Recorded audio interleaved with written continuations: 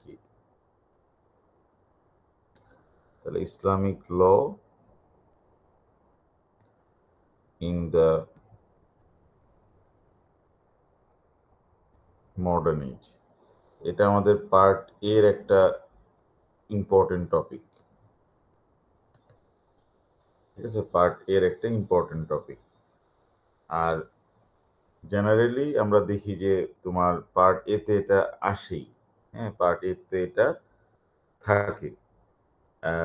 তোমার আমরা তো পার্ট এর যে অ্যাঙ্গেলগুলো হতে পারে এটা লাস্ট ক্লাসে আমরা ডিসকাস করেছিলাম।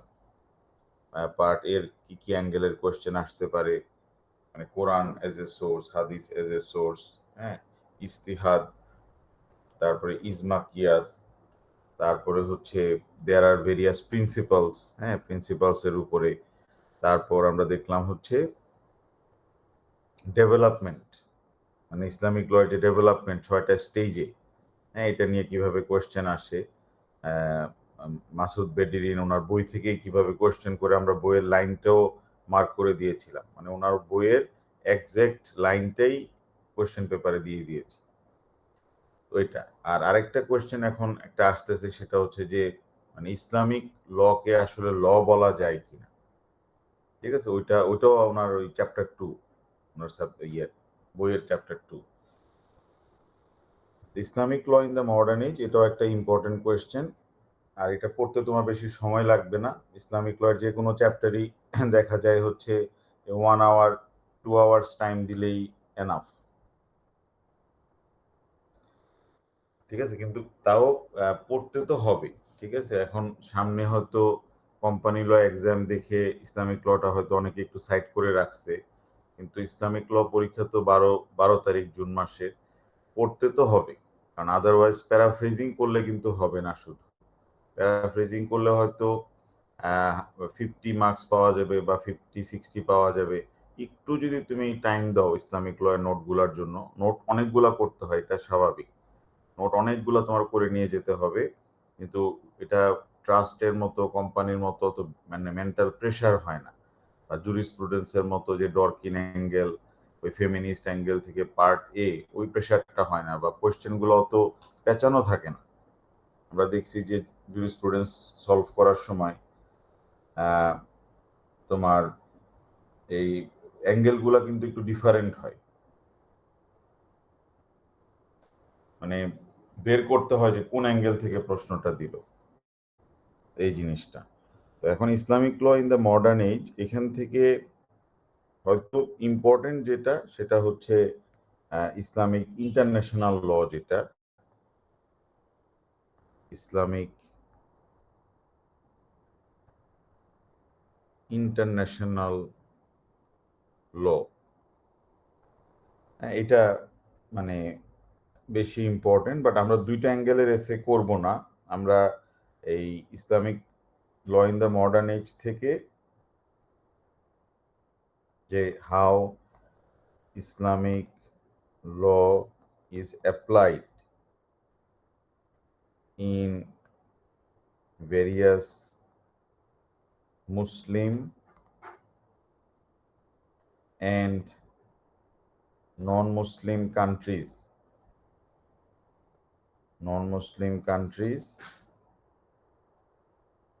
এটা প্লাস এটা সহ ওয়ান অ্যান্সার হবে। ঠিক আছে, একটা অ্যান্সার তুমি প্রিপেয়ার করবা 1500 ওয়ার্ডের মধ্যে, বা ধরো 1200 থেকে 1500 ওয়ার্ডের মধ্যে, তাহলে এখান থেকে যেটাই আসুক তুমি অ্যান্সারটা করতে পারবে।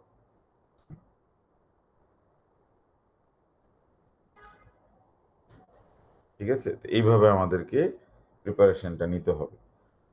সাদি, আমরা আসতেছি সিআর এর ইস্যুটা, আর ওইটাতে আমরা দেখে ফেলবো। এই ইসলামিক ইন্টারন্যাশনাল লকেই বলা হয় হচ্ছে সিআর।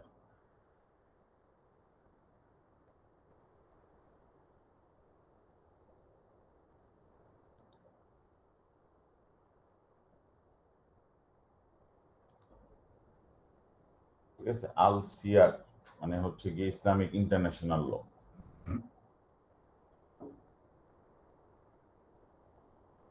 ঠিক আছে, তাহলে এই দুইটা মিলে আমাদের একটা অ্যান্সার হবে আর কি।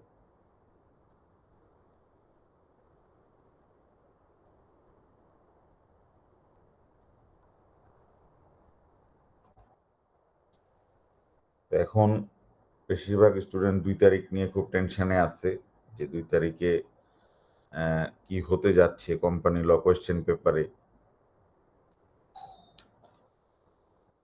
এই জন্য ইসলামিক ল এর প্রেশারটা নিতে যাচ্ছে না কেউ এখন আর কি।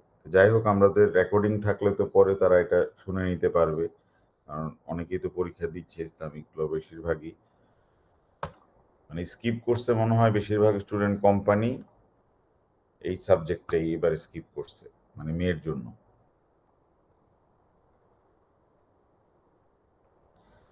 আচ্ছা, তাহলে প্রথম পয়েন্ট যেটা আমরা একটু দেখে নিব সেটা হচ্ছে যে ইসলামিক ল এর যে রিলিভেন্স, হ্যাঁ, মডার্ন এইজে এটা রিলিভেন্সটা কি, মানে মডার্ন এইজ বলতে আমরা ধরো যে 2024-এ ইসলামিক ল আসলে কতটুকু রিলিভেন্ট। ঠিক আছে, তার মানে আমরা লাস্ট ক্লাসে যখন আমরা এই জিনিসটা দেখলাম যে ইসলামিক ল এর যে অরিজিন, হ্যাঁ, থ্রু কোরআন, তারপরে লেটার তোমার এটা সাপ্লিমেন্টেড বাই হাদিস, হ্যাঁ, এই জিনিসটা যেটা আমরা দেখলাম। তো এখন ইসলামিক ল এর যে রিলিভেন্সটা কি ইন দ্য সোসাইটি।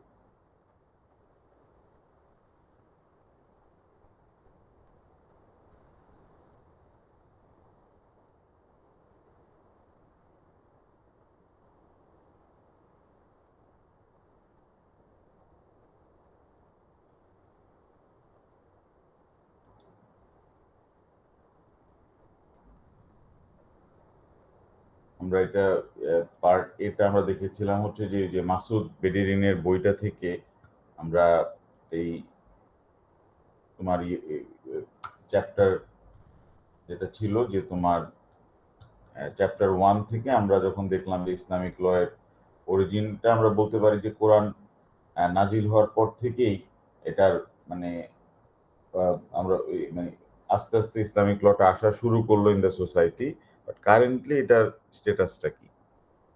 তাহলে the relevance of Islamic law in the modern age is reflected in its continued influence on both domestic and international law. Domestically আসলে এটার মানে এফেক্ট এখনো আছে, কিন্তু ইন্টারন্যাশনালি শুধু মুসলিম কান্ট্রি ছাড়া ইসলামিক ল এর কোনো অ্যাপ্লিকেশন তেমন একটা নাই। কিন্তু ইসলামিক ল এর একটা ডিফারেন্ট ভার্সন আছে অ্যাবাউট ইন্টারন্যাশনাল ল, যেটাকে বলে আল সিয়ার।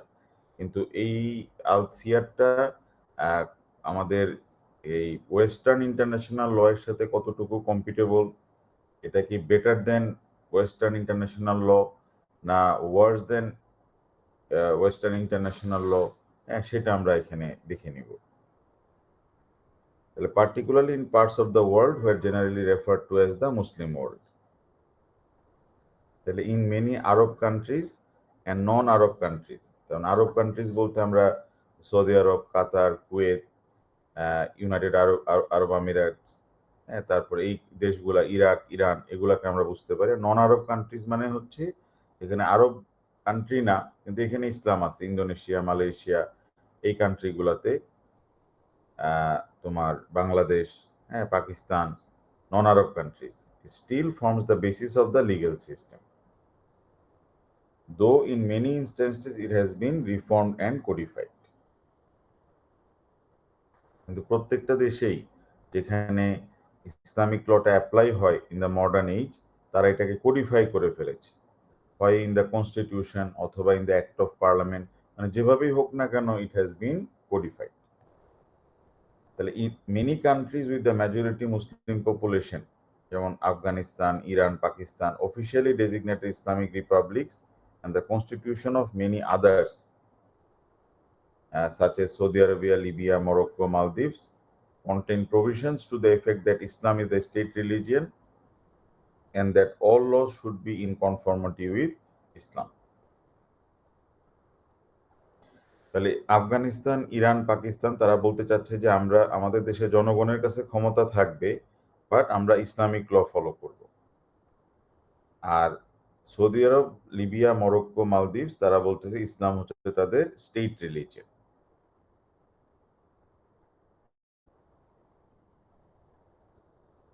তাহলে ইসলামিক লটাকে বিভিন্ন মুসলিম কান্ট্রি বিভিন্নভাবে তোমার ইনকর্পোরেশন করেছে ইন্ডিয়ার লিগ্যাল সিস্টেম।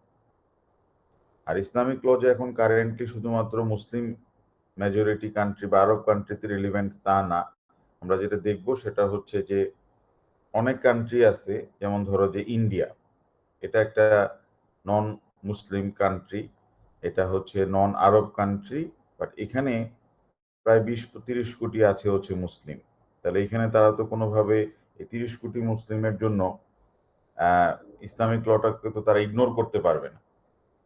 তাহলে ইসলামিক ল ইন্ডিয়াতে মুসলিম পিপলের জন্য রিলেভেন্ট হবেই, তাদের ম্যারেজ, তাদের চাইল্ড কাস্টাডি, ডিভোর্স, সবকিছুর জন্য Islamic law still relevant.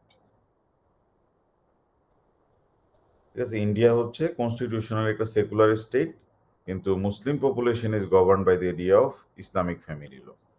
Similarly সিঙ্গাপুরে কিছু মুসলিম আছে যারা মালয়েশিয়া থেকে আসে বা অন্যান্য দেশ থেকে আসে, ফিলিপাইন্সে মুসলিম আছে, তাদের জন্য ইসলামিক লটা অ্যাপ্লাই হয়।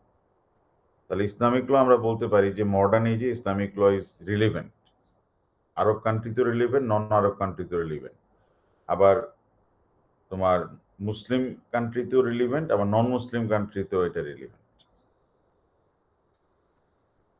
জেমস অ্যান্ডারসন, হ্যাঁ, ওনার রেফারেন্সটা তুমি কোথা থেকে পাবা? ওই মাসুদ বেটেরিনের বই থেকে তুমি পেয়ে যাবে। ওইগুলো পরে রেফারেন্সিংটা দেওয়া যাবে, অ্যান্সারের মধ্যে রেফারেন্সিংটা দিয়ে দেওয়া যাবে, এটা কোনো সমস্যা নাই। তাহলে জেমস অ্যান্ডারসন ওনার যে বইটা লিখেছে ওই 1959-এ, উনি বলতেছে Islamic law in the modern এজের ক্ষেত্রে আমরা কান্ট্রিগুলোকে 3 ভাগে ভাগ করতে পারি, 3 গ্রুপস। একটা গ্রুপ হচ্ছে যে those still regard sharia as the fundamental law and still apply it more or less in its entirety. কিছু দেশ আছে এরকম একবারে ডিরেক্ট কোরআন তারপর হাদিস অ্যাপ্লাই করে, এগুলোতে সলিউশন না থাকলে ইস্তিহাদ অ্যাপ্লাই করে, না হলে সবাই বসে একসাথে ডিসাইড করে ইজমা নিয়ে আসে। হ্যাঁ, এইভাবে তারা ইসলামিক প্রিন্সিপালস ফলো করে, তো এইভাবে তারা তোমার অ্যাপ্লাই করে। এইসব কান্ট্রির মধ্যে আছে হচ্ছে গিয়ে Saudi Arabia, northern Nigeria, Yemen, Afghanistan. মানে তারা crude form of Islamic law তারা এখনো অ্যাপ্লাই করে আসতেছে। ডিরেক্ট কোরআনে যেটা বলা আছে, ডিরেক্ট হাদিসে যেটা বলা আছে, অথবা কোরআন হাদিস ফলো করে নিজের ব্রেইনকে, ইন্টেলেক্টকে কাজে লাগায় ইস্তিহাদ অ্যাপ্লাই করে, অথবা সব স্কলাররা একসাথে বসে ইজমা তৈরি করে। আর কিছু দেশ আছে ইসলামিক ল বর্জনই করে ফেলছে, তারা তারা একদম নতুন একটা ধর্মনিরপেক্ষ ল নিয়ে আসছে। এসব কান্ট্রির সংখ্যাই বেশি, এর মধ্যে আছে হচ্ছে তুর্কি, সেকুলার কান্ট্রি, একটা মুসলিম কান্ট্রি, ইসলামিক ল দিয়ে গভর্ন হতো। অটোম্যান এম্পায়ারের লাস্টের দিকে এসে 1890 বা সামথিং এই টাইমে এসে, বা 1870 সালের দিকে এসে তারা এই সেকুলার ল করলো, ওয়েস্টার্ন কান্ট্রিদের সাথে কিভাবে তোমার কন্ট্রাক্ট করবে, তারপরে তাদের সাথে শিপিং ল কিরকম হবে, এগুলা করতে গিয়ে তারা পুরো সেকুলার লতে চলে গেছে। আর কিছু কান্ট্রি আছে যেটা দুইটাকে ব্যালেন্স করছে, তাদের দেশে সেকুলার ল আছে আবার ইসলামিক ল আছে। এগুলো হচ্ছে গিয়ে আমাদের বাংলাদেশ যেরকম, তারপরে পাকিস্তান যেরকম, হ্যাঁ, ইজিপ্ট, লেবানন, জর্ডান, তুনিশিয়া, মরক্কো, এরা হচ্ছে মিক্সড, কম্প্রোমাইজ করেছে দুইটার মধ্যে। এগুলো হচ্ছে এক্সাম্পলস। তাহলে ইসলামিক ল কিভাবে অ্যাপ্লাই হয়? আমরা বলতে পারি যে কিছু আছে হচ্ছে ইসলামিক স্টেট, এখানে ইসলামিক ল একদম আমরা বেসিক ফরম্যাটেই অ্যাপ্লাই হচ্ছে।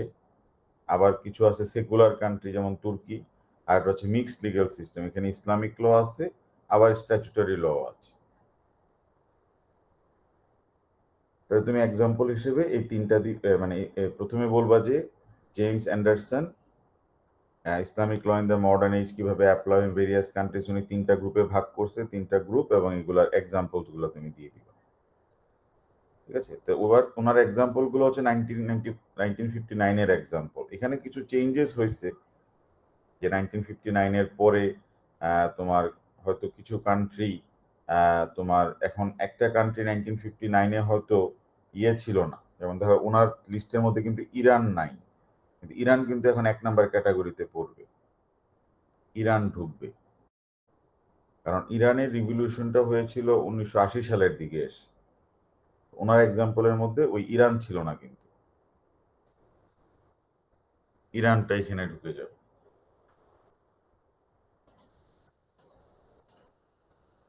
তাহলে the situation is much more strengthened today in most Muslim majority countries with constitutional provisions recognizing the application of Islamic law in one form or another. এবং পৃথিবীর অনেকগুলো মানে দেশ এখন যেটা করছে, কনস্টিটিউশনই বলে দিয়েছে যে তারা ইসলামিক লটাকে প্রায়োরিটি দিবে। তার মানে তাদের দেশে যদি অন্যান্য ল এর সাথে ইসলামিক ল কনফ্লিক্ট করে, তাহলে ইসলামিক ল উইল প্রিভেইল। তাহলে ইসলামিক ল মডার্ন এজে কিরকম ভাবে রিলিভেন্ট, যেমন একটা এক্সাম্পল আমরা দিতে পারি হচ্ছে সৌদি আরবিয়া। সৌদি আরবিয়ার ক্ষেত্রে তো তাদের একজন জাজ যখন বসবে একটা কেস নিয়ে, যখন বসবে, ডিফেন্ডেন্টকে যদি পুলিশ অ্যারেস্ট করে নিয়ে আসে, তাহলে আমাদের জাজ তখন দেখবে যে সে যে ক্রাইমটা করছে সেটা কি হাদ অফেন্সেস, না হচ্ছে কিসাস অফেন্সেস, নাকি না এটা তাজির অফেন্সেস। হাদের মধ্যে হলে এটা আবার কোনটার মধ্যে পড়বে, 6টার কোনটার মধ্যে পড়বে,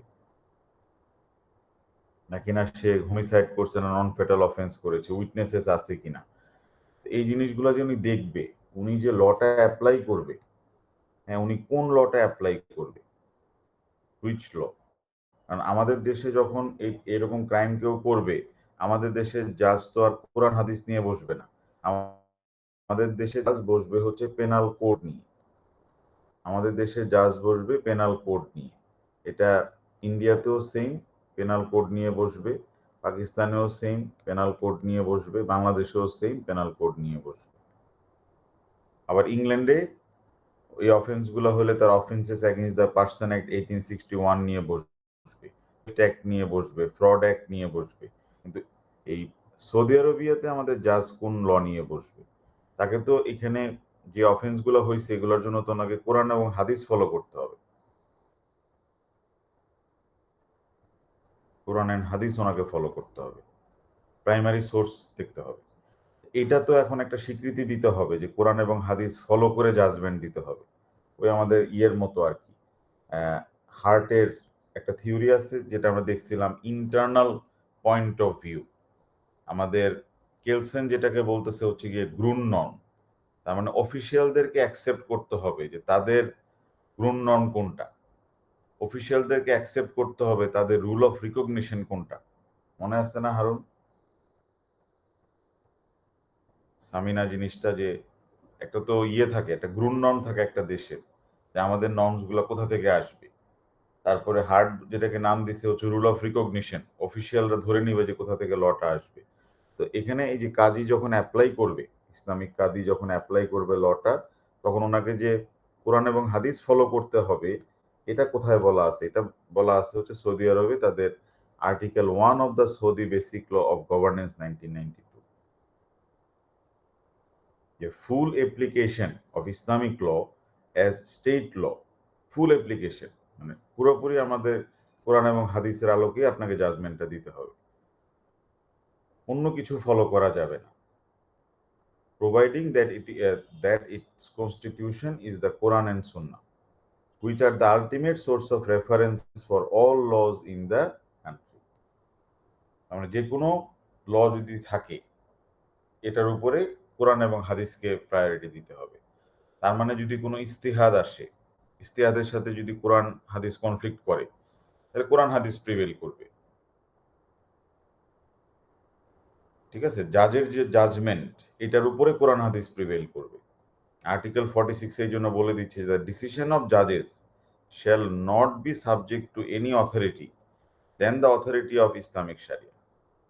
মানে জাজ কোনো জাজমেন্টও দিতে পারবে না যেটা কোরআন এবং হাদিসের সাথে কনফ্লিক্ট করে।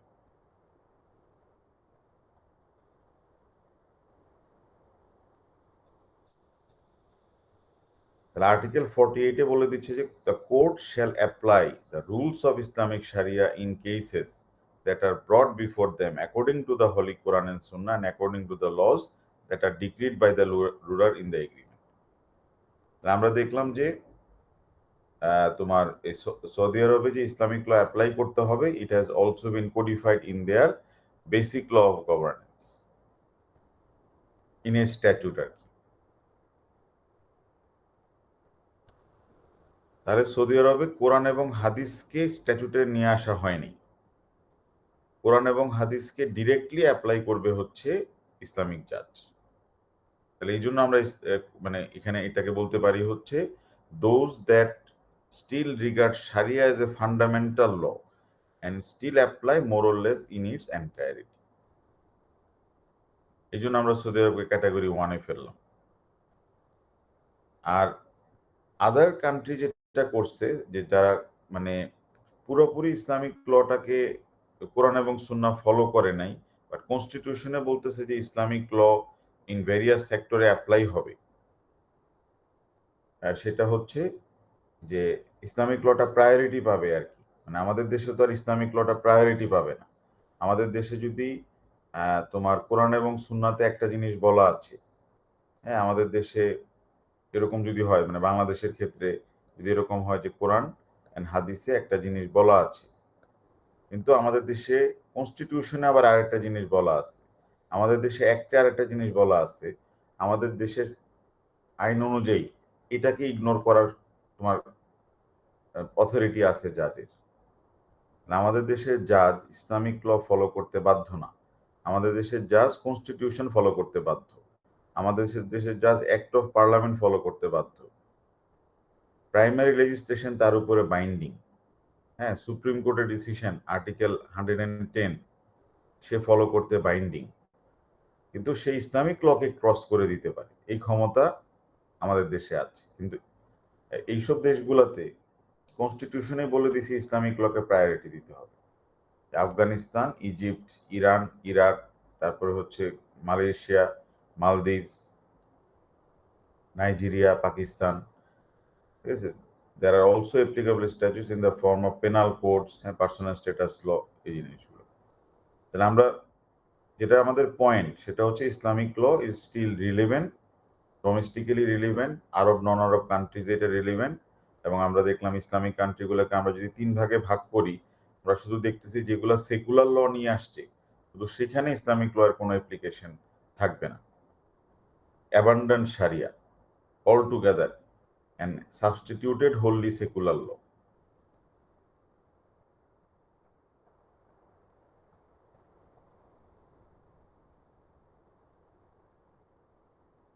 ঠিক আছে? তাহলে এখানের মধ্যে তোমার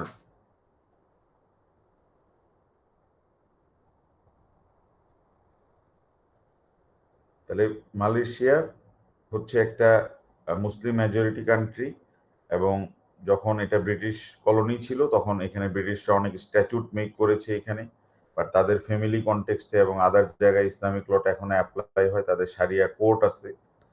তার মানে ওইসব এরিয়াতে ইসলামিক ল উইল প্রিভেল।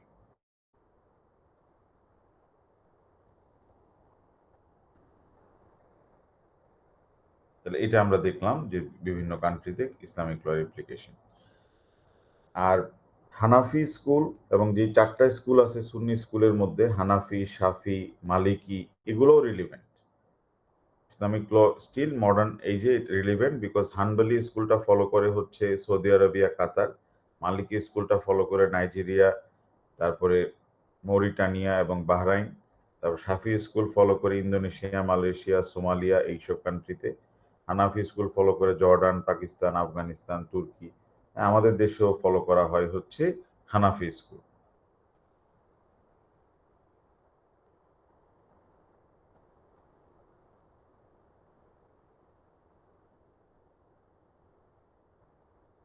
ঠিক আছে? এখানে আমরা বলতে পারি তাহলে ইন সাম মুসলিম মানে secular Muslim minority country such as Kenya, Philippines, Thailand, where তোমার where there are qadi courts for its application amongst Muslim minorities. ঠিক আছে? তার মানে এরা সেকুলার কান্ট্রি হলেও তাদের দেশে মুসলিমদের জন্য একটা আলাদা কোর্ট করে দেওয়া আছে, কাদি কোর্টস। কিন্তু আমাদের দেশে প্রায় 18 কোটি মানুষের মধ্যে 17 কোটি মানুষ মুসলিম হলেও আমাদের কিন্তু আলাদা কোনো শারিয়া কোর্ট নাই। আমাদের দেশে তুমি যদি ফ্যামিলি রিলেটেড মামলা করতে চাও, তাহলে তোমাকে নিম্ন আদালতে যেতে হবে, মানে পুরান ঢাকায়। ওখানে একটা ফ্যামিলি কোর্ট নামের একটা কোর্ট আছে, পারিবারিক আদালত। আর এই পারিবারিক আদালত ছাড়া আর কোনো কোর্টে ইসলামিক ল এর কোনো কথাই শোনা হয় না। তাহলে আমাদের দেশে দেখো যে তোমার শুধুই ফ্যামিলি কোর্টে, তাও মানে ম্যাটারগুলা হয় হচ্ছে ম্যারেজ তো আর কোর্ট করাতে পারে না। কোর্ট করাইতে পারে হচ্ছে খারাপ জিনিসগুলা, ডিভোর্স। তারপরে করাইতে পারে হচ্ছে গিয়ে চাইল্ড কাস্টাডি, সব খারাপ জিনিসগুলা। তারপরে কোর্ট করাতে পারে হচ্ছে গিয়ে এটা ফ্যামিলি কোর্টে না গেলে অন্য কোর্টে করাতে পারে, সেটা হলো সাকসেশন মামলা। একটা লোক মারা গেছে, তার প্রপার্টির সাকসেশন কি হবে। তার মানে আমাদের দেশে ইসলামিক ল সব মানে মানে ভাঙাভাঙির কাজে ব্যবহার করা হয়। ডিভোর্সের ক্ষেত্রে, চাইল্ড কাস্টাডির ক্ষেত্রে, যে কার সাথে থাকবে ডিভোর্সের পরে, আর মারা গেছে সম্পত্তি নিয়ে কারাকারি, ভাগ বাটোয়ারার জন্য হচ্ছে গিয়ে ইসলামিক ল। কারণ আমাদের দেশে ইসলামিক ল এর তোমার মানে কনস্ট্রাকটিভ কাজে ব্যবহারটা কিন্তু নাই। মানে কন্ট্রাক্টের ক্ষেত্রে ইসলামিক ল এর কোনো অ্যাপ্লিকেশন নাই, ক্রিমিনাল ল এর ক্ষেত্রে ইসলামিক ল এর কোনো অ্যাপ্লিকেশন নাই। হ্যাঁ, 1860 সালে যে পেনাল কোড করে দিছে, 200 বছরের ল এখনো অ্যাপ্লাই হচ্ছে। মানে কম্পেয়ারিং টু আদার কান্ট্রি যে এক্সাম্পল গুলো আমরা দেখলাম। এখন পরের পয়েন্টটা যেটা আমরা দেখতে হবে, সেটা হচ্ছে যে তোমার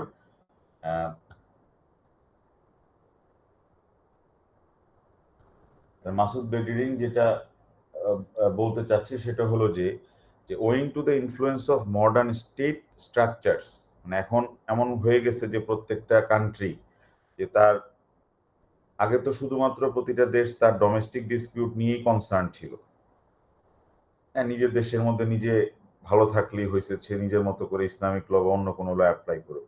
এখন প্রবলেম হচ্ছে যে পাশের দেশ যে কোনো সময় তাকে অ্যাটাক করতে পারে এখানে। আবার এখানে এখন ইন্টারন্যাশনাল বডিগুলো আছে, ইউনাইটেড নেশন থেকে শুরু করে, এটার কোর্ট টোর্ট থেকে শুরু করে, আইসিজে থেকে শুরু করে অনেক কিছু আছে। এবং এই পাশের দেশটা এটা হতে পারে হচ্ছে কি একটা মুসলিম কান্ট্রি, পাশের দেশটা হতে পারে একটা নন মুসলিম কান্ট্রি।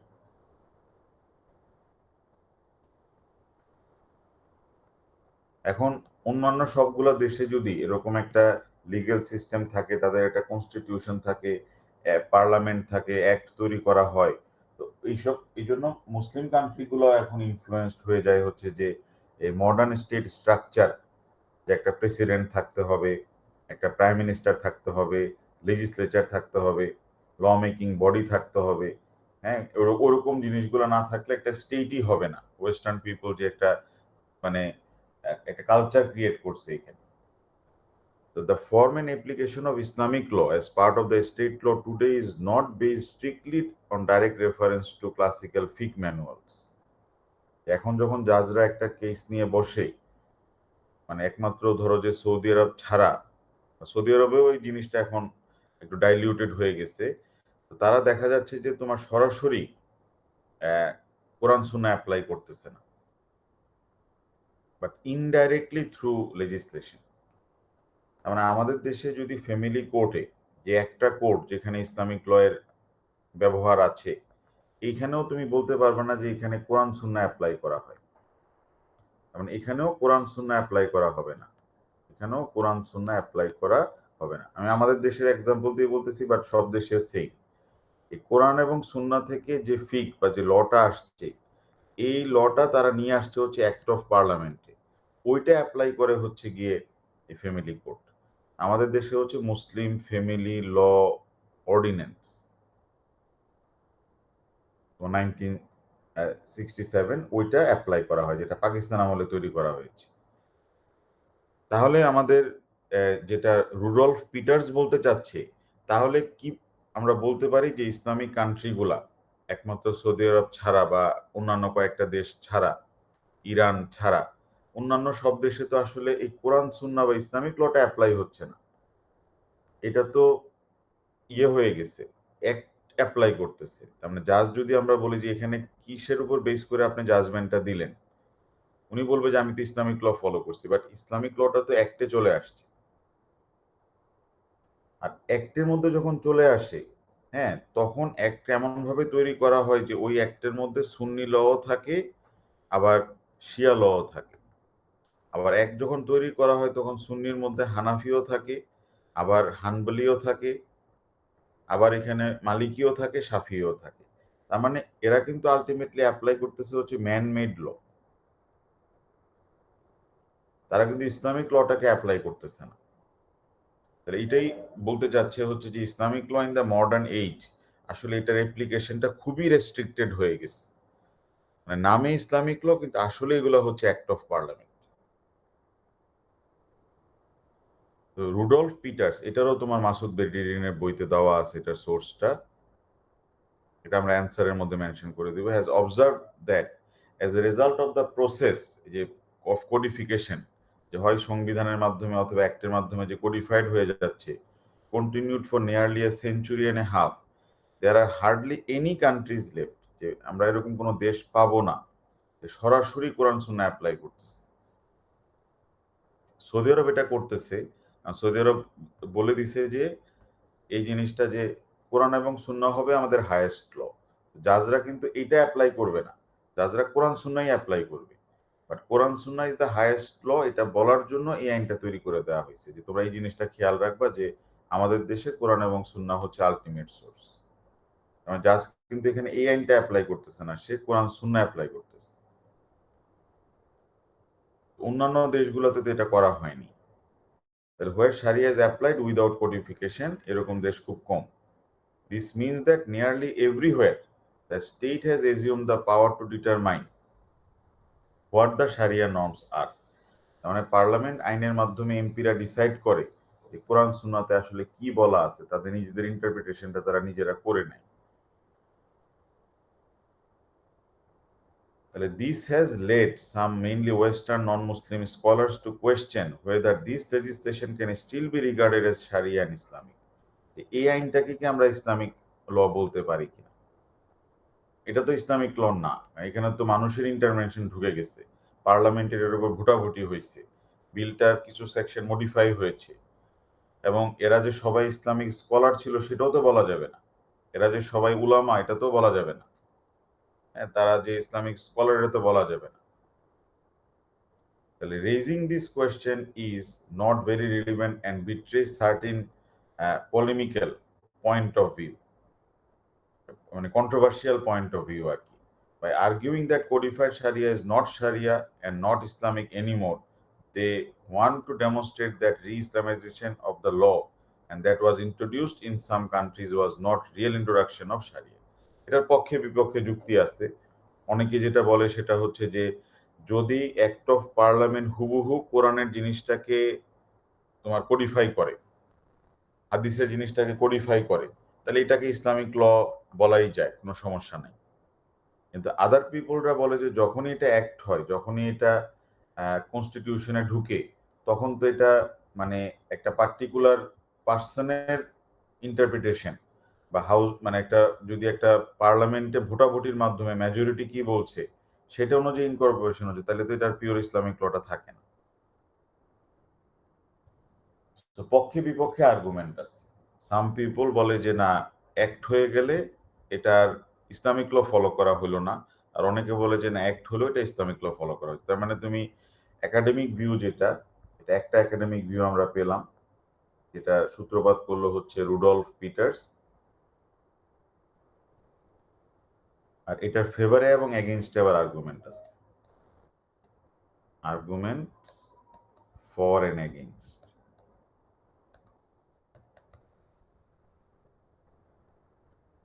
তাহলে অনেকে আবার যেটা আর্গিউ করে যে this is perceived as a transformation of Islamic law the sharia from jurist law to statute law and displacement of traditional ulama as a sole interpreters of sharia.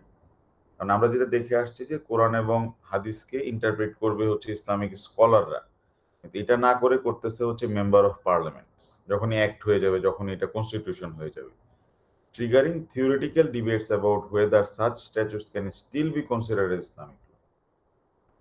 এইভাবে দেখতে গেলে যদি আমরা এই পয়েন্ট অফ ভিউ থেকে দেখি, তাহলে আমাদের কান্ট্রির সংখ্যা কমে যাবে, আরো কমে যাবে। মানে এই প্রত্যেকটা দেশ তাদের এই স্ট্যাচুর মাধ্যমে এটাকে নিয়ে আসছে।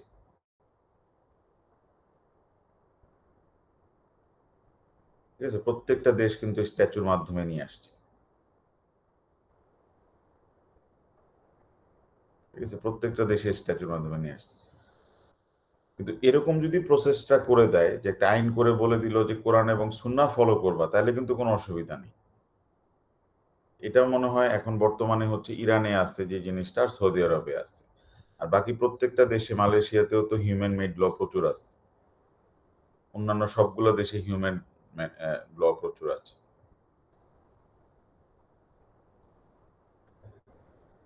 In engaging the debate, Aharon Leis highlights Halak's view that traditional Sharia can surely be said to have gone without return.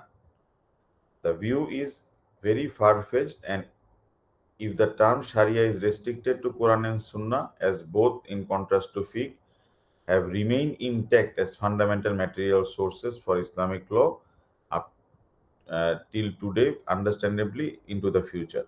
But if the view is confined to fiqh and Islamic law in practice, then it raises two questions with regard to the future of Islamic law, one relating to form and other relating to content.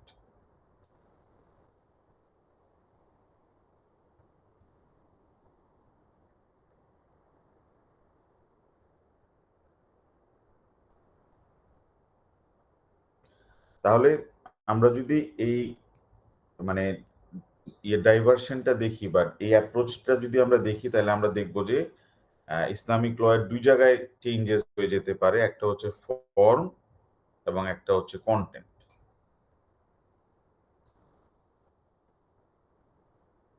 দুই জায়গায় এটা আর Islamic law থাকবে না।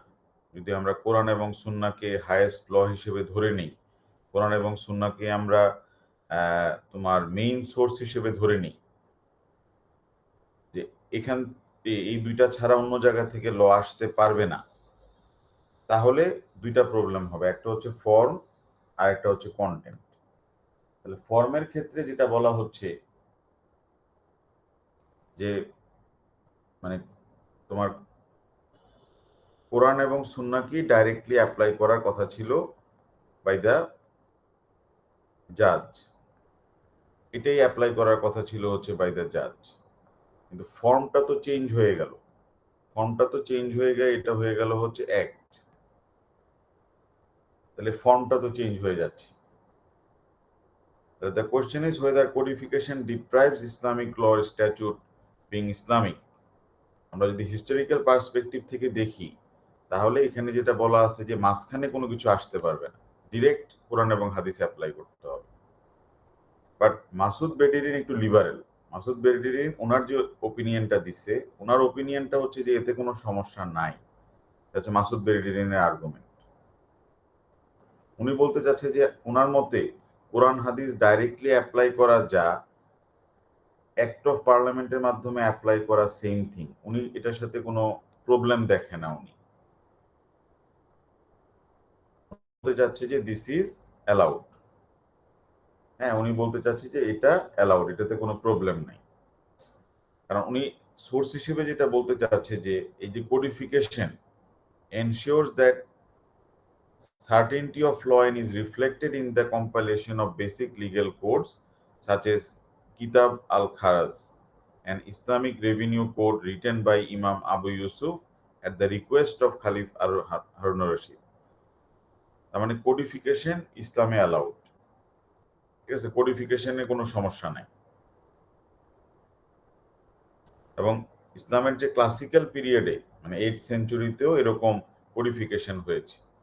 তাহলে যদি কোনো এরকম system থাকে যে কোরআন এবং হাদিস ডিরেক্টলি অ্যাপ্লাইয়ের সিস্টেম, অথবা হচ্ছে কোরআন এবং হাদিস অ্যাক্ট অফ পার্লামেন্টে ইনকর্পোরেশন করা হবে, তারপরে অ্যাপ্লাই করা হবে, কোনো প্রবলেম নেই। আর যদি আমরা শুধুমাত্র এই কোরআন এবং হাদিসের ইন্টারপ্রিটেশনটা শুধু ওলামাদের উপরে রেসপন্সিবিলিটি দেই, তাহলে এটা জাস্টিফাইড হবে না। আর কন্টেন্ট, ঠিক আছে, কন্টেন্টের দিক থেকে যেটা আর্গিউ করলো সেটা হচ্ছে এখানের মধ্যে যে কোরআন এবং হাদিস যদি ডিরেক্টলি অ্যাপ্লাই করা না হয়, তাহলে যেটা হবে যে কন্টেন্টটা চেঞ্জ হয়ে যেতে পারে। কোরআন এবং হাদিসটা যদি অ্যাক্ট অফ পার্লামেন্টে আসে, তাহলে কোরআন এবং হাদিসে যে কন্টেন্টটা ছিল, কোরআনে যে কন্টেন্ট ছিল মানে যেভাবে লটা এক্সপ্লেন করা ছিল, এবং হাদিসে যে কন্টেন্টটা ছিল, এটা যখন অ্যাক্টে আসবে তখন এই কন্টেন্টটা চেঞ্জ হয়ে যেতে পারে। তাহলে the most modern Islamic statutes are often based on classical fiqh of a particular jurisprudential school, of a mixture of rulings from different jurisprudential schools using the principle of Thakayur and Talfiq. The statute also often refer to the concept of istihad.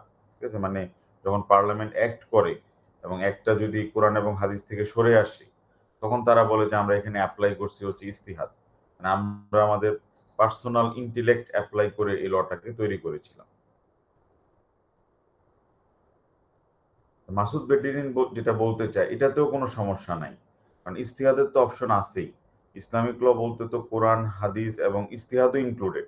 তাহলে Islamic ল তো এই source থেকে আসতে পারে, চারটা source থেকে আসতে পারে, কোরআন থেকে আসতে পারে, হাদিস থেকে আসতে পারে, আর সেকেন্ডারি সোর্স হিসেবে ইস্তিহাদ থেকে আসতে পারে, ইজমা থেকে আসতে পারে। এতে তো আমি কোনো সমস্যা দেখতেছি না। তার মানে মাসুদ বেডিরিনের কথা হচ্ছে যে যদি কোনো কান্ট্রিতে ইসলামিক লটা এইভাবে অ্যাপ্লাই করা হয় থ্রু অ্যাক্ট অফ পার্লামেন্ট, এতে কোনো সমস্যা নাই। কিন্তু খেয়াল রাখতে হবে অ্যাক্ট অফ পার্লামেন্ট তোমার কোরআনে যেভাবে বলা আছে ঠিক সেভাবে ইনকর্পোরেশন করেছে কিনা, মানে কোনো মানে কন্টেন্টে কোনো সমস্যা করতে পারবে না, আর ফর্মালিটি নিয়ে কোনো প্রবলেম নাই। তাহলে ফর্মালিটি ইজ অ্যালাউড, তার মানে আমরা মানে সরাসরি কোরআন হাদিস অ্যাপ্লাই করা সেটাও অ্যালাউড, আবার হচ্ছে গিয়ে কন্টেন্ট চেঞ্জ না করলে কোনো অসুবিধা নাই। ঠিক আছে, তাহলে content cannot be changed, content cannot be changed. তাহলে উনি বলতে চাচ্ছে যে মরক্কোতে যখন ফ্যামিলি কোড করা হয়েছিল কোরআন হাদিস ফলো করেই করা হয়েছে, এবং তারা একটা রয়্যাল কমিশন বসাইছিল অফ অল এক্সপার্টস। তা আমাদের অসুবিধা নাই, ফর্ম ঠিক আছে, ওই কোরআন হাদিস থেকে এক্স্যাক্ট জিনিসটাই ঢুকানো হয়েছে। আর কোনো জিনিস যদি মডিফাই করা হয়, এটা মডিফাই করার জন্য তারা ইউজ করছে হচ্ছে তাদের ইন্টেলেক্ট, ইস্তিহাদ।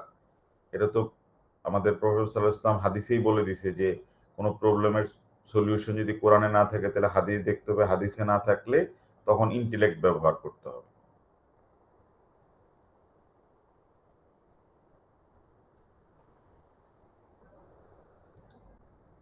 তাহলে ফাইনাল পয়েন্ট যেটা আমরা বলবো সেটা হচ্ছে এরকম যে one aspect of classical fiqh that may be affected by codification of Islamic law is the flexibility, as the codified fiqh becomes the applicable law. However, the classical Islamic legal maxim, Hukum al-Hakim Yarfa al-Khilaf, that is the ruling authorities uh, edict resolves jurisprudential differences could be relied upon to justify such codification. যে codification করলে অনেক সময় তোমার কিছু minor changes হতে পারে, কিন্তু এটা মানে বা যে রুলিং পার্টি থাকবে তারা তাদের ভিউটাকে এটার মধ্যে ইনক্লুড করতে পারে, বাট ইট ইজ জাস্টিফাইড। আমরা দেখেছিলাম যে এটা তোমার সিয়াসা যেটা বলে যে যদি তারা লটাকে মেক করে থাকে হচ্ছে ফর পাবলিক বেনিফিট, পাবলিক ইন্টারেস্টের জন্য, তাহলে এটা জাস্টিফাইড হবে।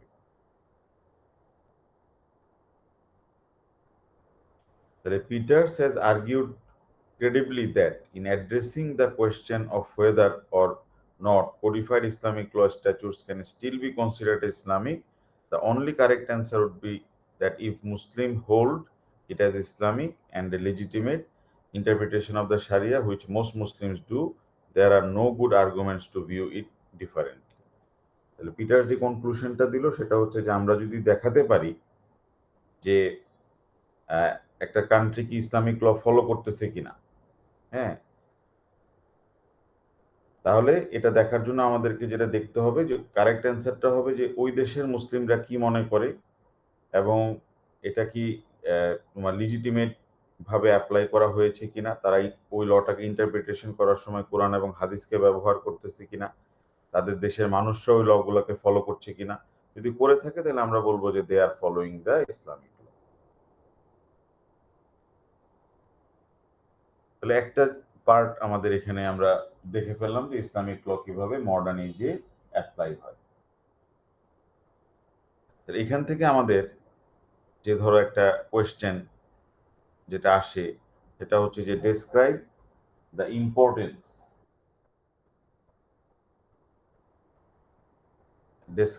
Importance of Islamic law in the modern world. ঠিক আছে, তাহলে describe the importance in the modern world, তাহলে এটার তুমি অ্যান্সারটা পাবা হচ্ছে স্লাইডের 2 থেকে 13-র মধ্যে। এবং compare and contrast the position of Islamic law in Saudi Arabia, Pakistan এবং মালয়েশিয়া, এটাও তুমি সিমিলার ভাবেই অ্যান্সার পেয়ে যাবা যে এইসব দেশে কিভাবে অ্যাপ্লাই হয়। সৌদি আরব হচ্ছে যেখানে ডিরেক্ট কোরআন এবং সুন্নাহ অ্যাপ্লাই করা হয়। পাকিস্তান আবার একটু ডিফারেন্ট, এখানে শুধু কিছু হাদ অফেন্সেস এর ক্ষেত্রে ইসলামিক ল অ্যাপ্লাই হয়, বাকি সব কিছু কন্ট্রাক্ট, কোম্পানি ল, টর্ট সব কিছুর জন্য হচ্ছে স্ট্যাচুট অ্যাপ্লাই হয়, জাজমেন্ট ল অ্যাপ্লাই হয়। মালয়েশিয়াতেও হচ্ছে ফ্যামিলির ক্ষেত্রে সারিয়া কোড অ্যাপ্লাই হয়, বাকি সব কিছুর ক্ষেত্রে সেকুলার ল অ্যাপ্লাই হয়। এই দুইটা কোশ্চেন হচ্ছে আমাদের এখানে আমরা বলতে পারি, কিন্তু এটার আবার অ্যান্সার যেটা হবে describe the role of sharia in international law, এটার অ্যান্সারটা তো একটু ডিফারেন্ট হবে। ইসলামিক ইন্টারন্যাশনাল ল এটা আমরা দেখে ফেললে বাস আমাদের চ্যাপ্টারটা কমপ্লিট হয়ে যাবে। এই পার্টটা আমাদের অত বেশি রিলেভেন্ট না, যে role of sharia in international law, এটা অপশনাল। ঠিক আছে, এটা অপশনাল, তুমি ইন্ট্রোডাকশন হিসেবে দিতে পারো আর কি অ্যান্সারে। যদি এক্সামিনার কোশ্চেন দেয় হচ্ছে, কোশ্চেন যদি হয় হচ্ছে গিয়ে তোমার ইসলামিক ইন্টারন্যাশনাল ল নিয়ে যদি প্রশ্ন করে, দ্যাট ইজ সিয়ার নিয়ে যদি প্রশ্ন করে, ঠিক আছে, তখন তুমি এটার ইন্ট্রোডাকশন হিসেবে এটা দিতে পারবে। এতক্ষণ তো আমরা দেখলাম যে দেশের ভিতরে ইসলামিক লটা কিভাবে অ্যাপ্লাই হবে, ডোমেস্টিক্যালি। ডোমেস্টিক্যালি পৃথিবীর বিভিন্ন দেশে কিভাবে ইসলামিক লটা অ্যাপ্লাই হয়। এখন তো আমরা দেখবো ইন্টারন্যাশনালি কিভাবে অ্যাপ্লাই হয়। নন মুসলিম কান্ট্রির সাথে তো ন্যাশনাল ল হবে না, এটা তো হয়ে যাবে হচ্ছে ইন্টারন্যাশনাল ল। আবার অন্য একটা মুসলিম দেশের সাথে যখন আমাদের সম্পর্ক হবে, সেটাও তো হবে হচ্ছে ইন্টারন্যাশনাল ল। এটা কিভাবে অ্যাপ্লাই করবে, তাহলে Islamic law of nations that is সিআর আর area that classically regulated by relationship between Islamic state and non Islamic state is not a separate body of law but an extension of Islamic law to the relationship of states. Islam and Islamic law are conceived traditionally as intended for all humankind during the initial expansionist phase of Islam. মানে প্রথমে ধরে নেওয়া হয়েছিল যে সারা পৃথিবীতে ইসলাম চলে আসবে। ঠিক আছে, এটা তোমার সবাই মানে চলে আসবে হচ্ছে ইসলামিক একটা রিজিমের আন্ডারে। কিন্তু এটা তো আসলে হয় নাই, মানে ইসলাম অনেক দেশে অ্যাপ্লাই করা যায় নাই বিভিন্ন কারণে। তো এখন যদি অ্যাপ্লাই করা না যায় তাহলে কি হবে, তাহলে আমার নেইবার তো থাকতে পারে মুসলিম, আমার নেইবার তো থাকতে পারে নন মুসলিম, এবং তাদের সাথে সম্পর্কটা কি ধরনের হবে? তাদের সাথে কি আমি শুধু যুদ্ধের লিপ্ত থাকবো, নাকি না তাদের সাথে আমার সম্পর্কটা থাকবে হচ্ছে গিয়ে পিসফুল? একটা সেকেন্ড।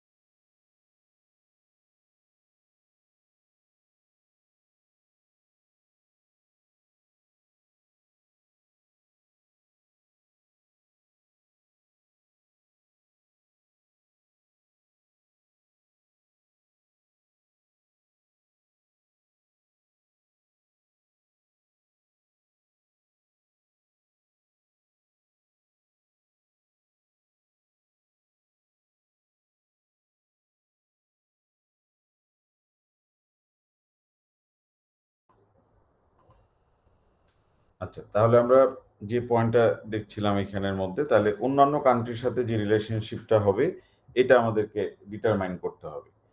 তাহলে যেগুলা থাকবে হচ্ছে নন মুসলিম কান্ট্রি, তাদের সাথে সম্পর্কটা কিরকম হবে? তাহলে আমরা বলতে পারি যে ইসলামিক ইন্টারন্যাশনাল ল যেটা, সেটা যেটা বলে সেটা হলো যে যদি এরকম হয় যে টেরিটরি অফ ইসলাম, যেটা হচ্ছে দার আল ইসলাম, তাহলে আমরা একটা স্টেট যদি একটা মুসলিম স্টেট আমরা ধরে নেই, যেটা ওটা একটা মুসলিম স্টেট, আর এটা হচ্ছে রেস্ট অফ দ্য ওয়ার্ল্ড। এখানে অনেকগুলা স্টেট আলাদা আলাদা আছে।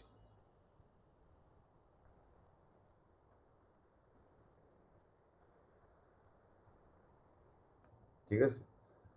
আচ্ছা, তাহলে যেসব কান্ট্রিগুলো হচ্ছে মুসলিম কান্ট্রি, হ্যাঁ, তাদের সাথে আমাদের একরকমের রিলেশন থাকবে। এটা বিলিভ করে হচ্ছে গিয়ে ইসলামিক কান্ট্রিগুলো, যে এটা যদি মুসলিম কান্ট্রি, এটা যদি মুসলিম কান্ট্রি হয়, এটা যদি মুসলিম কান্ট্রি হয়, তাহলে এটা হচ্ছে দার আল ইসলাম।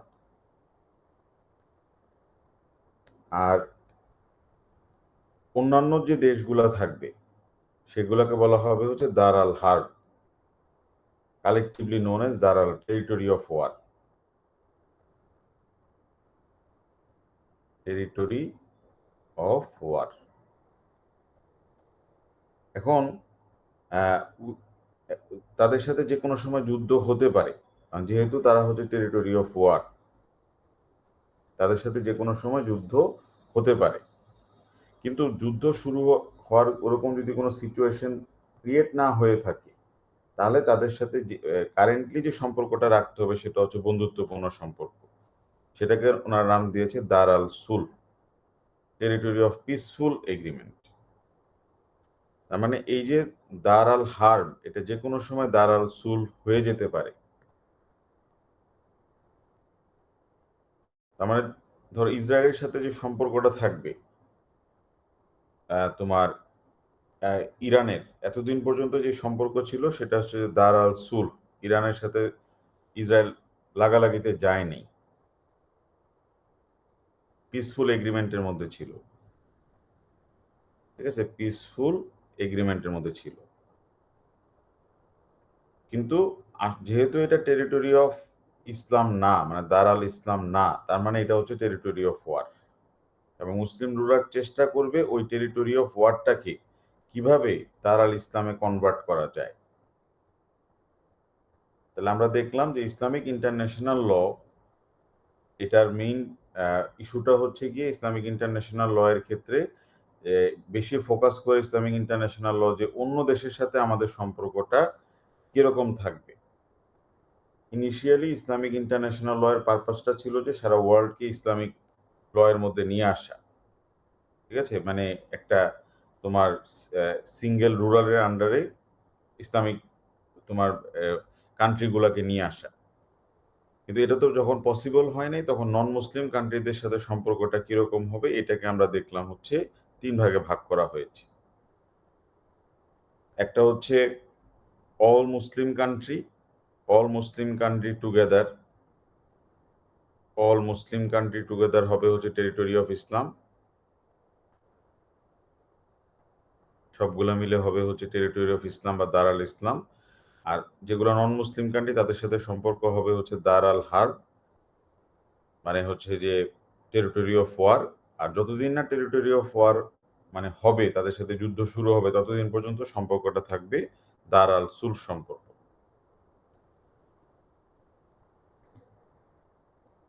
তাহলে the existence of territory of war which entitle that all relations with the territory war necessarily temporary, হ্যাঁ, টেম্পোরারি সম্পর্ক থাকবে তাদের, did not mean that no agreement would be conclude. আমরা দেখলাম যে এগ্রিমেন্ট হবে, দ্বারা সুল হবে এখানে, এবং এগ্রিমেন্ট করে তারা মোটামুটিভাবে যুদ্ধ ছাড়া থাকার চেষ্টা করবে। এখন এটাতে যে জিনিসটা বলা হয়েছিল যে এই এগ্রিমেন্টটা হবে হচ্ছে টেম্পোরারি এগ্রিমেন্ট, কারণ আসলে যে দায়িত্ব মুসলিম স্টেটগুলোর, এগুলাকে মানে তোমার নন মুসলিম কান্ট্রিগুলোকে মুসলিমে কিভাবে দাওয়াত দেওয়া যায়, তাদেরকে কনভার্ট করা যায় সেটার চেষ্টা করা। কিন্তু এখন যেটা হয়েছে যে এগ্রিমেন্টটা টেম্পোরারি হওয়ার কথা, এখন বেশিরভাগ মুসলিম স্টেট এই এগ্রিমেন্টটা করে ফেলছে পার্মানেন্ট, যে তোমার ওরা তাদের টেরিটরিতে ইন্টারফেয়ার করবে না নন মুসলিম কান্ট্রিতে, আবার নন মুসলিম কান্ট্রি আবার ইসলামিক টেরিটরিতে ইন্টারফেয়ার করবে না। আর যদি ইন্টারফেয়ার করে, হ্যাঁ, যদি একটা নন মুসলিম কান্ট্রি মুসলিম কান্ট্রিতে ইন্টারফেয়ার করে, তাহলে ডিফেন্স হিসেবে জিহাদ করতে পারবে। ডিফেন্স হিসেবে জিহাদ, জিহাদ মানে হচ্ছে টু স্ট্রাইভ, মানে স্ট্রাগল করা, স্ট্রাইভ করা, ডিফেন্স মেকানিজম হিসেবে।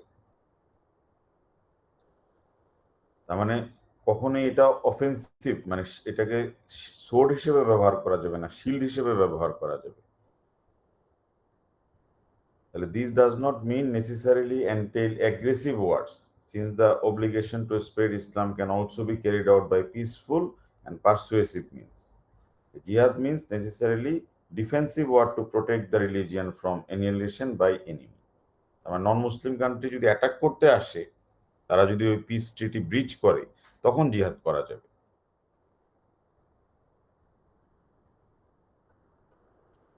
আর টেরিটরি অফ ইসলামের ভিতরে, টেরিটরি অফ ইসলামের ভিতরে যদি কোনো নন মুসলিম থাকে, এদেরকে বের করে দেওয়া যাবে না, এদের এগেনস্টে কোনো মানে তোমার অপ্রেসিভ অ্যাকশন নেওয়া যাবে না। তারা তাদের মতো করে থাকতে পারবে, তাদেরই ফুল রাইটস থাকবে, তারা অল রাইটস এনজয় করতে পারবে। টেরিটরি প্রত্যেকটা মানে মুসলিম কান্ট্রিতে যাদের সাথে সম্পর্ক থাকবে দার আল ইসলাম সম্পর্ক, এখানে যদি নন মুসলিম পার্সন থাকে, তাদেরও পিসফুল লাইফের তোমার রাইট আছে।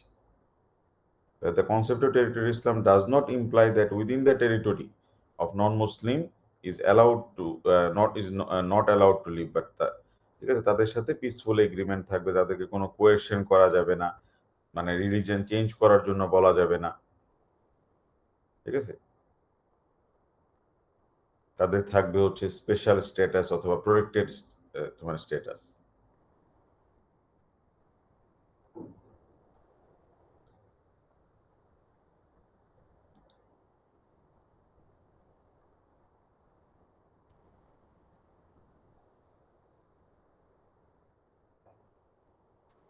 Over time, the jurists had to recognize the existence of territory of war was more permanent than initially envisaged. তার প্রথমে যেটা মনে করেছিল যে যে এগ্রিমেন্টটা হবে তার সুল, এটা হবে হচ্ছে টেম্পোরারি, বাট আমরা দেখতেছি যে না, এটা এখন মোটামুটি পার্মানেন্ট এগ্রিমেন্টই হয়ে গেছে, যে যে যার মতো থাকবে, কেউ ইন্টারফেয়ার করবে না। বাট এই জিহাদের যে ইন্টারপ্রিটেশন, জিহাদের ইন্টারপ্রিটেশনটা এখন রং ইন্টারপ্রিটেশনে নিয়ে গেছে। যারা তোমার ওই টেরোরিস্ট, তারা ধরে নিছে যে এটা মানে মানে অ্যাটাক করার জন্য ব্যবহার করা যাবে, ঠিক আছে। যে জিহাদের ইন্টারপ্রিটেশনটা এখন হয়ে গেছে aggressive war rather than defensive. এই পার্টটা যেটা reform by Ottoman empire, empire, এটা নট ইম্পর্টেন্ট, ঠিক আছে। এটা আমাদের জন্য Islamic law in the modern এজের জন্য অত বেশি ইম্পর্টেন্ট না, ঠিক আছে। এটা অত বেশি ইম্পর্টেন্ট না। এটা মানে অটোম্যান এম্পায়ারের সময় ইসলামিক লর যে মডিফিকেশন হয়েছিল, আর এই মডিফিকেশন যে কন্টিনিউইং, এটা শর্ট করে লিখলেই হবে। You can include very shortly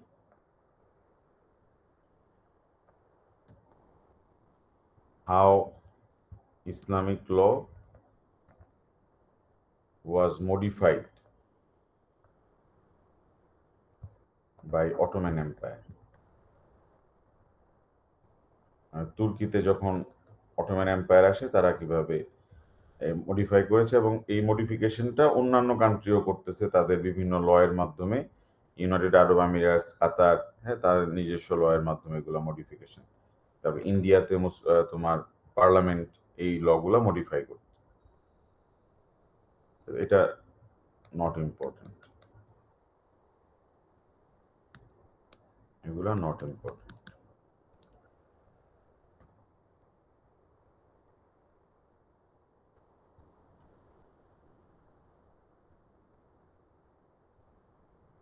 তাহলে এখন আমরা লাস্ট পার্টটা দেখে ফেলি, যে যদি কোয়েশ্চেনটা এরকম আসে যে describe the role of sharia in international law, ইন্ট্রোডাকশনের পার্টটা তো আমরা দেখলাম, ঠিক আছে। তাহলে ইন্ট্রোডাকশনের পার্টটা আমাদের দেওয়া আছে হচ্ছে ইসলামিক মানে ইন্টারন্যাশনাল ল এর ক্ষেত্রে স্লাইড নাম্বার 14 থেকে আমাদের জন্য ইম্পর্টেন্ট হচ্ছে 18, বেশি না কিন্তু, প্লাস এখন এক্সট্রা ম্যাটেরিয়ালসটা আমরা দেখে ফেললে বাস আমাদের কমপ্লিট হয়ে যাবে চ্যাপ্টার। ঠিক আছে, অ্যান্সার, স্ট্রাকচার এন্ড ম্যাটেরিয়ালস কিসের জন্য? ইসলামিক ইন্টারন্যাশনাল ল, এটা হচ্ছে সিআর। ঠিক আছে, খেয়াল রাখবা যে আমাদের পরীক্ষা Islamic law in the modern age, এখানে এক্সামিনার ফোকাস করে দুইটা ইস্যু। ইস্যু ওয়ান হচ্ছে যে ইসলামিক ল কি বর্তমান যুগে আসলে দরকার কিনা, বা ইসলামিক ল বর্তমান যুগে কিভাবে অ্যাপ্লাই হচ্ছে, এটা একটা ইস্যু। আর আরেকটা ইস্যু হচ্ছে যে ইসলামিক ইন্টারন্যাশনাল লটা এখন বর্তমানে কিভাবে অ্যাপ্লাই করা হয়। বিভিন্ন ইন্টারন্যাশনাল ইস্যুতে ইসলামিক ল এর কিছু বলার আছে কিনা, ইসলামিক ল এগুলাকে কিভাবে দেখে, ইসলামে কি মডার্ন মানে ইসলামিক লতে কি ইন্টারন্যাশনাল ল এর ব্যাপারে আসলে কি বলা আছে। আমরা তো দেখলাম একটা প্রথম পয়েন্টে যে ইসলামিক ইন্টারন্যাশনাল ল এর অবজেক্টিভটা কি ছিল।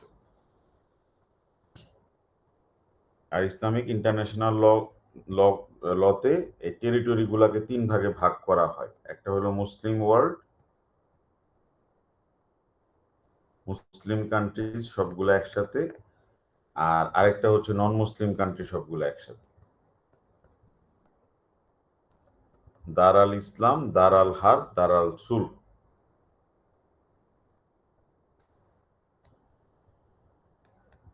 এর একটা মুসলিম কান্ট্রির সম্পর্ক ইন্টারন্যাশনালি কিভাবে হবে। তাহলে Islamic international law is known as Al Siyar and Muhammad al Shaybani. হ্যাঁ, উনি হচ্ছে গিয়ে ইসলামিক ইন্টারন্যাশনাল ল প্রথম ড্রাফট করে। ঠিক আছে, 749 খ্রিস্টান এরাতে। তার মানে বর্তমান যে লিগ্যাল সিস্টেম, মানে যেগুলো ইংল্যান্ডে আসছে ইন্টারন্যাশনাল ল বা বিভিন্ন ওয়েস্টার্ন কান্ট্রিতে, এটারও প্রায় কয়েকশো বছর পরে। ইসলামিক ইন্টারন্যাশনাল ল এর অরিজিন অনেক আগে থেকে, আমরা বলতে পারি আজকে থেকে প্রায় 1300-1400 বছর আগে থেকেই আছে। তাহলে who is অ্যাকনোলেজড as the most prolific classical jurist of on the subject, মানে ওয়েস্টার্ন ফিলোসোফাররা নেদারল্যান্ডের একজন ইন্টারন্যাশনাল জুরিস্ট আছে, এর নাম হচ্ছে হিউগো গ্রোটিয়াস। উনি হচ্ছে নেদারল্যান্ডের একজন ইন্টারন্যাশনাল ল জুরিস্ট। ওদের যেরকম আছে হুগো গ্রোটিয়াস, আর ইসলামে আছে হচ্ছে মোহাম্মদ আল সাইবানি, বাট উনি ওনার থেকে অনেক পুরাতন। ফর্মার ইন্টারন্যাশনাল কোর্ট অফ জাস্টিসের জাজ ক্রিস্টোফার উইরেমেন্ট্রি যেটা বলতেছে সেটা হচ্ছে যে identified al Shaybani as the author of the most detailed early treatise on the international law. মানে ইসলামী ইন্টারন্যাশনাল ল বহু আগে থেকেই enacted এবং applied, and observed that Al Siyar was a precursor of the development of contemporary international law. বর্তমানে আমরা যে United Nations দেখি, কাউন্সিল অফ ইউরোপ দেখি, ইউরোপিয়ান ইউনিয়ন দেখি, বা ইন্টারন্যাশনাল কোর্ট দেখি, এই জিনিসগুলো ওনারাই বলে দিয়ে গেছে।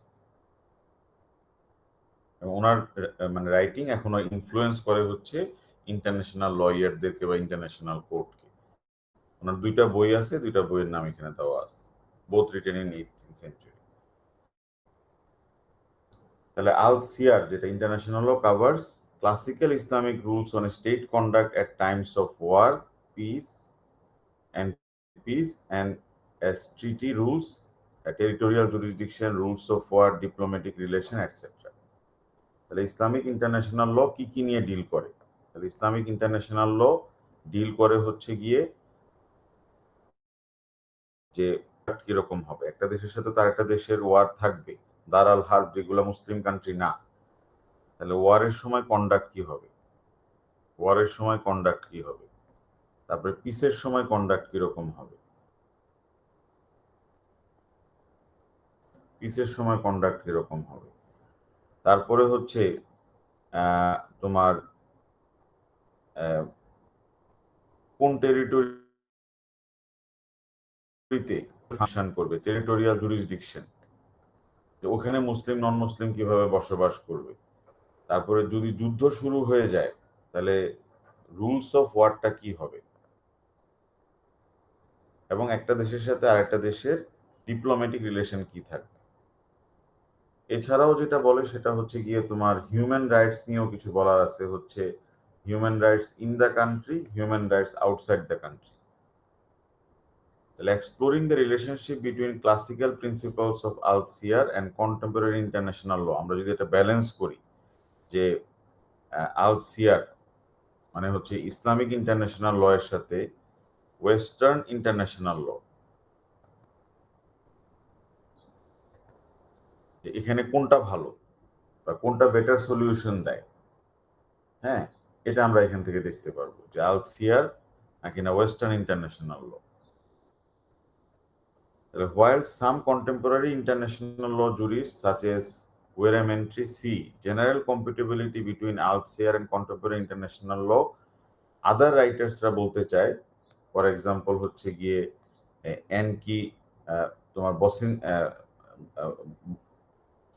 বসেনিটা, হ্যাঁ, আর হচ্ছে এখানে ওয়েরেমেন্ট্রি, যে টু সিস্টেমস আর ইনকম্পিটেবল।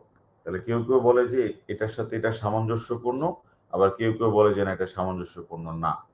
মানে ইসলামিক যে ইন্টারন্যাশনাল ল এটা মানে ওয়েস্টার্ন ইন্টারন্যাশনাল ল থেকে খারাপ। অনেকে বলে যে না এটা কম্পিটেবল, ওখানে যেটা বলা আছে সেম জিনিসটা বলা আছে। এই একাডেমিক ভিউগুলো আমাদের অ্যান্সারের মধ্যে অবশ্যই দিতে হবে। What is the view of the various authors about Islamic international law, that is al Siyar. Ibrahim Shihata argued the need for understanding of Islamic International to verify the extent of its past contribution to the development of contemporary international law and to survey the possibilities of its further contribution. Ibrahim Shihata বলতে যাচ্ছে যে আমরা আগে দেখি যে Islamic international কি successful ছিল কিনা। সাকসেসফুল না হলে তারা মানে কয়েকশো বছর কিভাবে রুল করলো বিভিন্ন দেশে, তোমার আব্বাসিয়াদের সময়, উমায়েদদের সময়, কিভাবে খলিফারা এতদিন রান করলো, চার খলিফা রান করলো, তারপরে দুইটা ডাইনেস্টি কিভাবে রান করলো, কিভাবে ডেভেলপমেন্ট গুলো হয়েছে। ঠিক আছে, যে আব্বাসিড ডাইনেস্টি যেটা, সেটা ছিল ইসলামের জন্য গোল্ডেন এরা। ওই সময় ইন্টারন্যাশনাল লটা কিভাবে অ্যাপ্লাই হয়েছিল, তাহলে ওই সময় যদি ফ্রুটফুল হয়, পিস থেকে থাকে, তাহলে ইসলামিক ইন্টারন্যাশনাল লকে তো কোনোভাবে ইনকম্পিটেবল বলা যাবে না, বা এটা ইরেলিভেন্ট এটা তো বলা যাবে না এখানে। তাহলে উনি করেছে হচ্ছে ব্যালেন্স। তাহলে তিনটা একাডেমিক ভিউ আমরা এখানে মেনশন করে দিই। তাহলে scope of Islamic international law, যে the rules of Islamic international law are derive from Quran, sunnah and relevant practices of the earliest Muslim caliphs. তাহলে ইসলামিক ইন্টারন্যাশনাল ল এর source of Islamic international law হচ্ছে গিয়ে তোমার কোরআন, sunnah and খালিফস।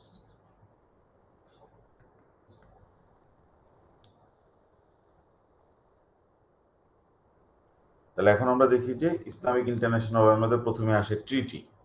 এখন ট্রিটি যেটা আমরা বলতে পারি যে ট্রিটি মানে হচ্ছে ইন্টারন্যাশনাল ট্রিটি আর কি। ট্রিটি মানে হচ্ছে একটা মুসলিম কান্ট্রির সাথে আরেকটা মুসলিম কান্ট্রির ট্রিটি, আর একটা মুসলিম কান্ট্রির সাথে একটা নন মুসলিম কান্ট্রির ট্রিটি, ইন্টারন্যাশনাল ল। ট্রিটির ব্যাপারে কি বলার আছে ইসলামিক লতে, ট্রিটি সাইন করা যাবে কিনা। এই যে কাতারের আমির আসলো কয়েকদিন আগে, বাংলাদেশের সাথে এগ্রিমেন্ট সাইন করে গিয়েছে। তাহলে ইন্টারন্যাশনাল ট্রিটির কনসেপ্টটা কোথা থেকে আসছে। তাহলে এখন এই ট্রিটির কনসেপ্ট তো আমাদের প্রফেসর সাল্লাল্লাহু আলাইহি ওয়াসাল্লামই বলে দিয়ে গেছে, যে উনি বলতেছে যে এই যে চার্টার যেটা মানে মদিনা সনদ, এটাই তো একটা ট্রিটি। এখানেই তো বলে দিয়েছে যে ওই মানে আরবে মুসলিমরা এবং নন মুসলিমরা কিভাবে একসাথে বসবাস করবে।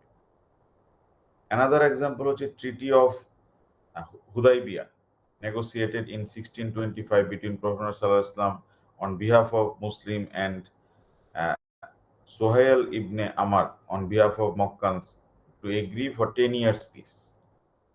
তাহলে ট্রিটির ব্যাপারে এই জিনিসটা বলা আছে যে মুসলিম কান্ট্রির সাথেও ট্রিটি করা যাবে, নন মুসলিম কান্ট্রির সাথেও ট্রিটি করা যাবে। বাট অনেকে মনে করছে যে নন মুসলিমদের সাথে ট্রিটি করলে এটা ডিউরেশন হবে মাত্র 10 বছর। আসলে তো এটা 10 বছর না, এটা তো পারপাস। আমি একটা নন মুসলিম কান্ট্রির সাথে এটা ট্রিটি করতে পারি, কিন্তু এই ট্রিটির পারপাসটা যদি 20 বছর লাগে করতে, 20 বছর হবে। এটা একটা রং বা এটার লিটারাল ইন্টারপ্রিটেশন করা হয়েছে আর কি। যে পিস ট্রিটি হতে পারে হচ্ছে আনলিমিটেড টাইমের জন্য, এতে কোনো সমস্যা নেই। তাহলে ট্রিটির ব্যাপারে হাদিসেই বলা আছে, কারণ প্রফেসর সাল্লাল্লাহু আলাইহি ইসলামের কন্ডাক্ট যেটা, এটাও তো হাদিস, এটাও তো সুন্নাহ। তারপর একটা ট্রিটি করলে এই ট্রিটি যে বাইন্ডিং এটাও কোরআনে বলা আছে যে ট্রিটিকে ফলো করতে হবে, এবং ট্রিটি তৈরি করতে হবে হচ্ছে ইন গুড ফেইথ। প্যাক্টা সান্ট সার্ভেন্ডা, এটা হচ্ছে পরে আসছে হচ্ছে লেটিন টার্ম। লেটিন ওয়ার্ড আসার আগেই এখানে তোমার কোরআনেই বলে দেওয়া আছে হচ্ছে যে ট্রিটি সাইন করতে হবে ইন গুড ফেইথ। কোরআনের আয়াত যদি আমরা দেখি যে 5 নম্বর সূরার 1 নম্বর আয়াতে যে ও ইউ বিলিভার্স ফুলফিল অল কভেনেন্টস, মানে ট্রিটি করলে ট্রিটি ফুলফিল করতে হবে। এবং সৌদি আরবে যে একটা রিসেন্ট কেস হয়েছে, সৌদি আরবিয়া ভার্সেস আরামকো 1963-তে, এই আরামকো কেসেও এই কোরআনের এই আয়াতটা ফলো করা হয়েছে।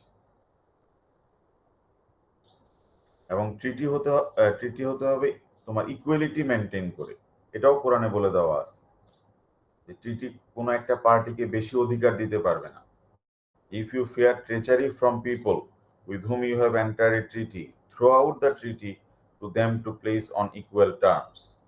একটা ট্রিটি যদি দুইটা পার্টির মধ্যে এরকম হয় যে একটা দেশ আরেকটা দেশকে বলছে নদী থেকে পানি দিবে, কিন্তু এক ফোঁটাও পানি দিচ্ছে না, মানে একটা ট্রিটির মাধ্যমে যদি একটা দেশ সব বেনিফিট নিয়ে নেয়, তাহলে ওই ট্রিটি ছুঁড়ে ফেলতে বলছে, ওই ট্রিটি ভ্যালিড ট্রিটি হবে না।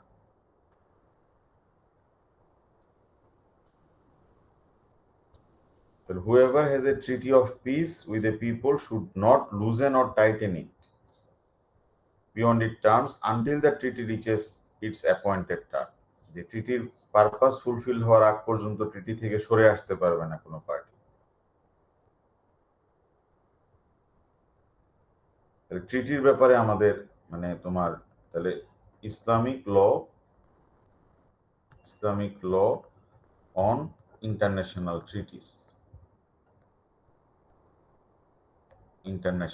ট্রিটিস। তারপরে আরেকটা সূরা বাকারাতে যেটা বলা আছে, O you believers when you contract a debt or a fixed time put it in writing। তাহলে ইসলামিক ল বলতেছে যে ট্রিটি মাস্ট বি ইন রাইটিং, কারণ কিভাবে আমরা বুঝলাম যে ট্রিটি যে রাইটিং হইতে হবে? দেখো কোরআনে সব জিনিসের সমাধান দেওয়া ছিল, আছে দেওয়া, যে কারণ তুমি যদি কারোর কাছ থেকে লোন নাও তাইলেই ইন রাইটিং রাখো, তাহলে তো অবশ্যই ট্রিটি যখন তুমি করবা তো এটা মৌখিক হলে হবে না, তাহলে ট্রিটিও must be in writing. Clear? তাহলে ট্রিটির ব্যাপারে আমরা দেখলাম যে ট্রিটি করা যাবে, ট্রিটি থেকে সরে আসা যাবে না, ট্রিটির যে টার্মস গুলো আছে কোনো পার্টি সরে আসতে পারবে না ট্রিটি থেকে। তারপরে ট্রিটি করা যেতে পারে ফর ইনডিফিনিট টাইম। হ্যাঁ, ট্রিটির যে ডিউরেশন এটা হতে পারে হচ্ছে ইনডিফিনিট টাইম, এটা যে 10 বছরের জন্য হতে হবে এটা নট নেসেসারি। তারপরে আমরা দেখলাম যে ট্রিটিটা রাইটিং হতে হবে, আর ট্রিটিতে কি ধরনের টার্মস থাকতে পারবে এখানে কোনো সমস্যা নাই। ট্রিটির কন্টেন্ট হতে পারে এনিথিং, এনি সাবজেক্ট ম্যাটার নিয়ে ট্রিটি ইন্টারন্যাশনাল লতে হতে পারে, কোনো সমস্যা নেই। তবে খেয়াল রাখতে হবে ট্রিটি কি ইকুয়ালিটি মেনটেন করতেছে কিনা, গুড ফেথে ট্রিটিটা করা হয়েছিল কিনা।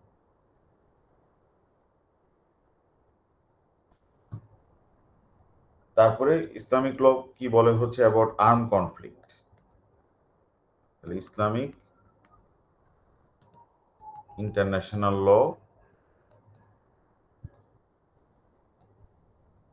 অন আর্ম কনফ্লিক্ট, যদি যুদ্ধ শুরু হয়ে যায় তাহলে ইসলামিক ইন্টারন্যাশনাল ল এর এই ব্যাপারেও তোমার কি বলার আছে। তাহলে ইসলামিক ইন্টারন্যাশনাল ল যেটা বলে সেটা হচ্ছে গিয়ে যে এটা বলার আগে আমাদেরকে মাসুদ বেডিরিন যেটা বলতেছে, আমরা দেখি যে ইন্টারন্যাশনাল ওয়েস্টার্ন ইন্টারন্যাশনালতে কি বলা আছে? ওয়েস্টার্ন ইন্টারন্যাশনাল ল যেটা ফলো করে সেটা হচ্ছে জাস্ট অ্যাট বেলাম, যুদ্ধ করা যাবে, আনকনফ্লিক্ট করা যাবে, কিন্তু যুদ্ধের পিছনে একটা কারণ থাকতে হবে। এটা ইউনাইটেড নেশন পরবর্তীতে এটা ফলো করেছে হচ্ছে কি আর্টিকেল 2 সাব আর্টিকেল 4 এ, যে যুদ্ধ করা যাবে কিন্তু যুদ্ধটা এক্সেসিভ হতে পারবে না। ঠিক আছে, এটা ইউনাইটেড নেশনস প্রতিটা দেশকে বলে দেয়। আমরা যদি দেখি যে ওয়েস্টার্ন ভিউ, এটা হলো western view about war, same জিনিসটা এখন দেখো ইসলামে আছে কিনা। হুবহু সেম জিনিসটাই কোরআনে আছে। Islamic concept of jihad is often misinterpreted as aggressive warfare. আমরা তো একটু আগেই দেখে আসলাম যে জিহাদ মানে হচ্ছে ডিফেন্সিভ, জিহাদের মানেই হচ্ছে গিয়ে ডিফেন্সিভ ওয়ার। যারা বলে যে ইসলাম ফলো করে হচ্ছে গিয়ে কারণ ছাড়া যুদ্ধ করা যাবে, জাস্টিফাইড কারণ ছাড়া, তোমার জুস এট বেলাম, মানে যুদ্ধ করতে হবে, জাস্টিফাইড ওয়ার শুধু করা যাবে। ইসলামে তো এটা আগেই বলে দিয়েছে যে তুমি যুদ্ধ করবা শুধু ডিফেন্সিভের ক্ষেত্রে। এবং আমরা যদি কোরআনের বিভিন্ন তোমার আয়াত দেখি এখানের মধ্যে, যে ক্লাসিক্যাল জুরিস্টরা যেটা বলতেছে যে ইসলামিক মিলিটেন্ট যেটা করে তারা এই অফেন্সিভ জিহাদের কথা বলে, কিন্তু এটা ইসলাম সাপোর্ট কোনোভাবেই করে না। এই পারসেপশনটা হচ্ছে পুরোপুরি কন্ট্রারি টু কোরআন। অ্যাগ্রেসিভ মানে কারণ ছাড়া যুদ্ধ করা যাবে, ইসলাম চাপাই দেওয়ার জন্য যুদ্ধ করা যাবে, এটা টোটালি আনএক্সেপ্টেবল। ঠিক আছে, majority of the Islamic jurist বলে যে এটা জিহাদের একটা রং ইন্টারপ্রিটেশন। এখানে তুমি একটা একাডেমিক ওপিনিয়ন এখানে অ্যাড করে দিবা, সাইদ মাহমুদি, যে when jihad is invoked by resistance or militant groups to justify attacks, there is reason to be hesitant about accepting this as sanctioned by Islam. ইসলাম কোনোভাবে এটাকে এপ্রুভ করে না।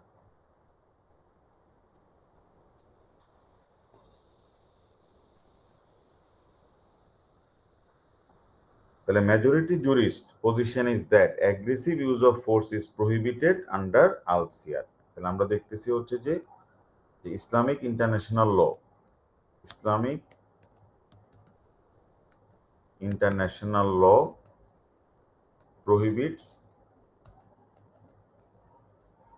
prohibits offensive or aggressive war.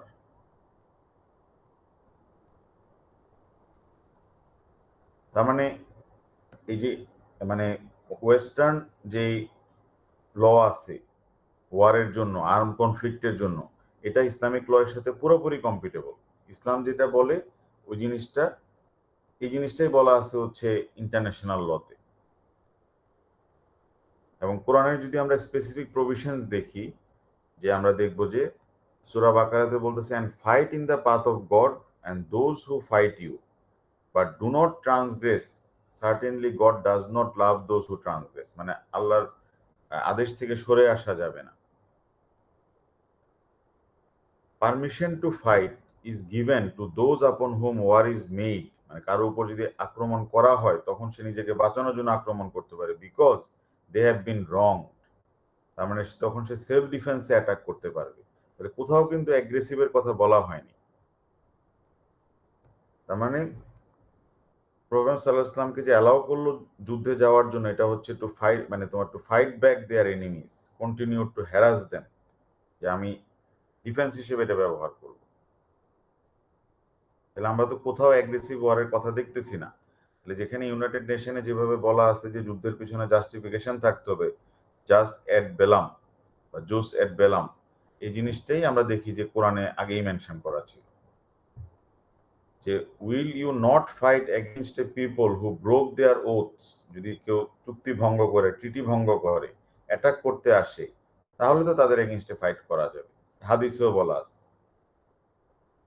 তাহলে আমরা দেখতেছি যে international law on arm conflict is same as Islamic law on arm conflict.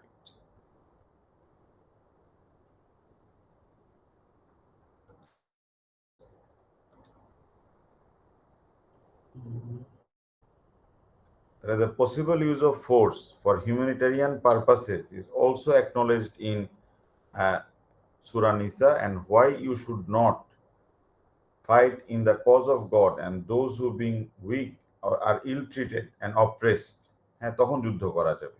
আমরা দেখলাম যে ইসলামে যুদ্ধের পিছনে অবশ্যই কারণ থাকতে হবে। এটাকেই বলা হচ্ছে জুস এজ এট বেলাম, মানে হচ্ছে যে জাস্টিফাইড ওয়ার হতে হবে। ঠিক আছে, war must be justified, war must be justified.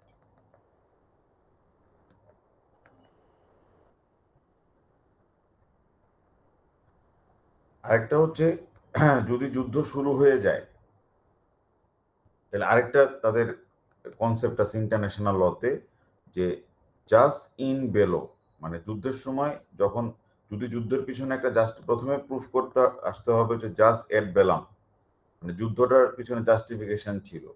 তারপরে যুদ্ধটা করতে হবে মানবিক যুদ্ধ, মানে যুদ্ধের সময় মহিলাদেরকে মেরে ফেলা যাবে না, বাচ্চাদেরকে মেরে ফেলা যাবে না, হসপিটাল ব্রেক ভাঙা যাবে না, হ্যাঁ, তারপরে খাবার দাবার সাপ্লাই বাধাগ্রস্ত করা যাবে না। মানে যুদ্ধ করতে গেলে এইটাও ফলো করতে বলে হচ্ছে ইন্টারন্যাশনাল ল। ঠিক আছে, তাহলে to ensure warfare is conduct in according to define humanitarian principles. তাহলে এটা যেটা বর্তমানে ইউনাইটেড নেশন অথবা ইন্টারন্যাশনাল ল বলতেছে, এটা আগে থেকেই কোরআনেই বলা ছিল যে যুদ্ধের সময় এই ধরনের যুদ্ধ হতে হবে, কিন্তু হিউম্যানিটেরিয়ান জিনিস ফলো করতে হবে। ইসরায়েলের মতো মসজিদ ভাঙা যাবে না, হ্যাঁ, ইসরায়েলের মতো এরকম ভাবে তোমার বাচ্চাদেরকে মেরে ফেলা যাবে না।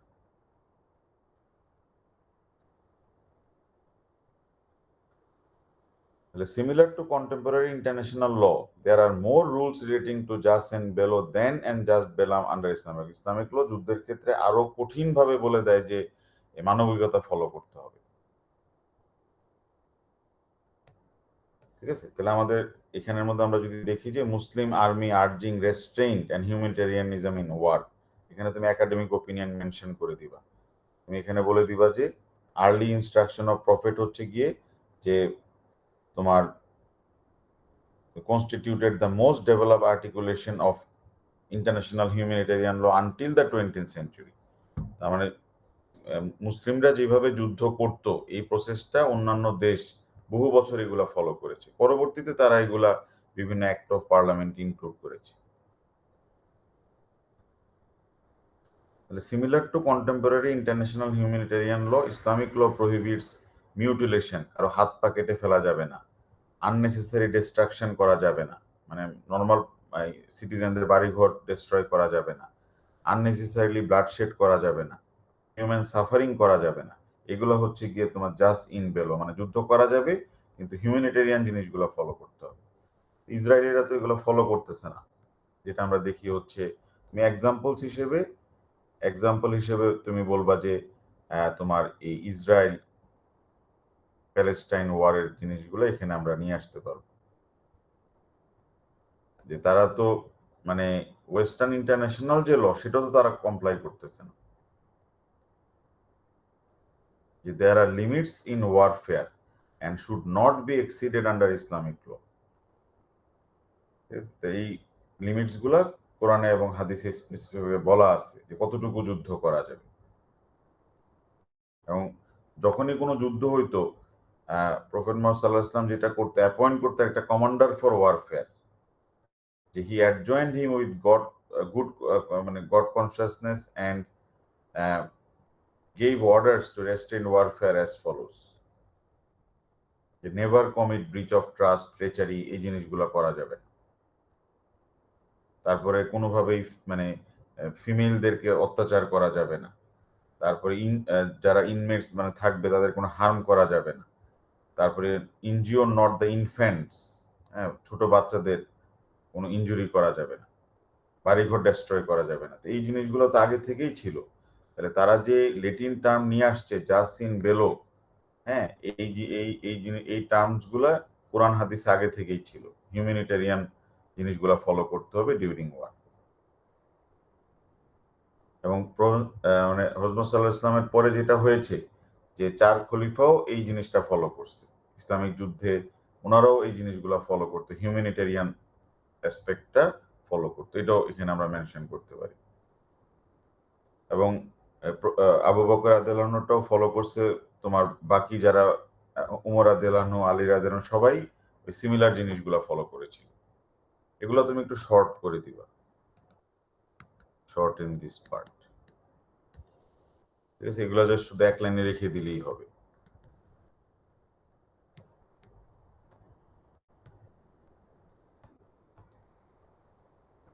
লাস্ট পার্ট হচ্ছে হিউম্যান রাইটস ল।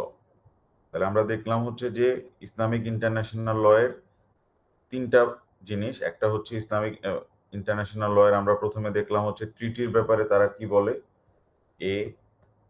তারপরে আমরা বি দেখলাম হচ্ছে যে যুদ্ধের ব্যাপারে কি বলে, আর্ম কনফ্লিক্ট।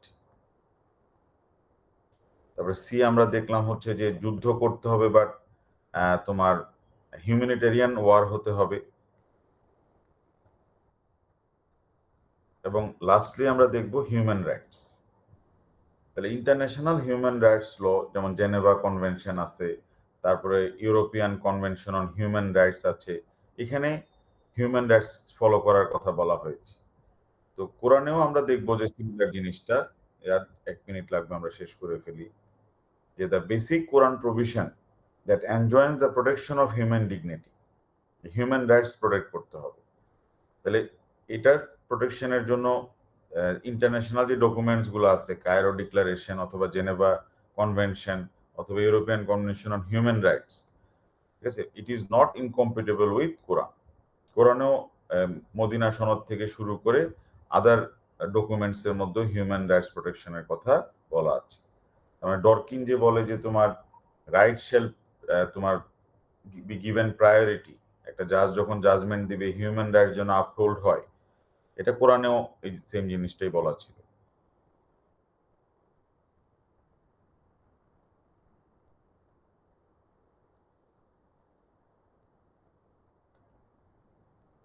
আর লাস্টলি আমরা কনক্লুশনে যেটা বলবো সেটা হচ্ছে যে ইসলামিক ল এর যে ফিউচার বা Islamic law in the modern age, এটা স্টিল রিলিভেন্ট।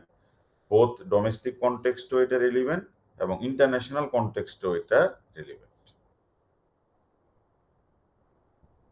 তাহলে আমরা যদি এই স্লাইডটা ফলো করি, তাহলে আমরা মোটামুটি যে কোনো ধরনের কোয়েশ্চেন আসুক হচ্ছে from Islamic law in the modern age আমরা অ্যান্সার করতে পারবো। বাট এখানে দুইটা অ্যান্সার প্রিপেয়ার করার প্রয়োজন নাই, একটা অ্যান্সার প্রিপেয়ার করলেই হবে, যেটার একটা পার্ট থাকবে হচ্ছে যে ডোমেস্টিক কনটেক্সটে ইসলামিক ল কিভাবে রিলিভেন্ট আর ইন্টারন্যাশনাল কনটেক্সটে ইসলামিক ল কিভাবে রিলিভেন্ট। ঠিক আছে, বেশিরভাগ ক্ষেত্রে প্রশ্নটা আসে হচ্ছে গিয়ে যে ইসলামিক ইন্টারন্যাশনাল ল যেটা চারটা যে অ্যাসপেক্ট, এটার উপরে ট্রিটি, ওয়ার টাইমে ইসলামিক ইন্টারন্যাশনাল ল এর কথা কি, হিউম্যানিটেরিয়ান ল আর হিউম্যান রাইটস ল। এটা একটু ভালো করে রিডিং করলেই যে কোনো কোয়েশ্চেন করতে পারবে।